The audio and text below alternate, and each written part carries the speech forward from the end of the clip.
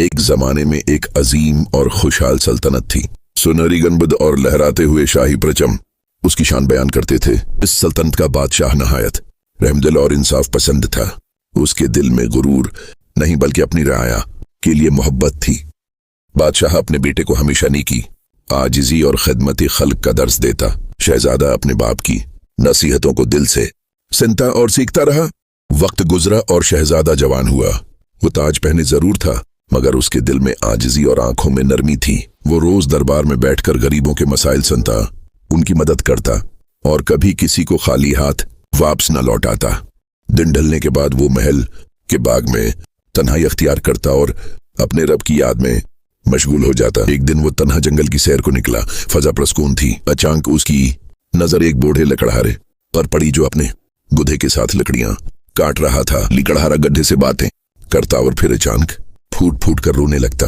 शहजादा ये मंजर देखकर हैरान हुआ और कई दिन तक उसे देखता रहा। आखिरकार वो उसके पास गया और नरमी से पूछा, ऐ बुजुर्ग, तुम इस तरह क्यों रोते हो? बूढ़े ने आह भरी और अपनी दास्तान सुनाना शुरू की।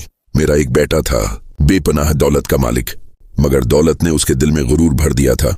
एक दिन एक गरीब औरत अपनी बेटी की शादी के लिए मदद मांगने आई, मगर मेरे मगरूर बेटे ने उसे धक्के देकर घर से निकाल दिया। इसी रात खौफनाक तूफान आया। वो बेचारी सारी रात हमारे दरवाजे पर बैठी रही। सुबह हुई तो वो दुनिया से जा चुकी थी और हमारी बर्बादी शुरू हो चुकी थी। बिजली गिरी, घर जल गया और मेरा बेटा गुधे की सूरत में बदल गया। अब मैं उसी बेटे पर लकड़ियां लादकर रोजी कमाता हूँ और अपने गुनाहों पर रोता हूँ। ये सुनकर शहजादे की आंखें नम हो गईं। उसने कहा, अल्लाह से सच्ची तौबा करो, वो बड़ा मेहरबान है। अचानक एक शहजादी सफेद घोड़े पर सवार वहां आ पहुंची। उसने कहा, मैं उसी औरत की बेटी हूं जिसे तुम्हारे बेटे ने धत्कारा था। लकड़हारा शर्मिंदगी से जमीन में गड़ गया और माफी मांगने लगा।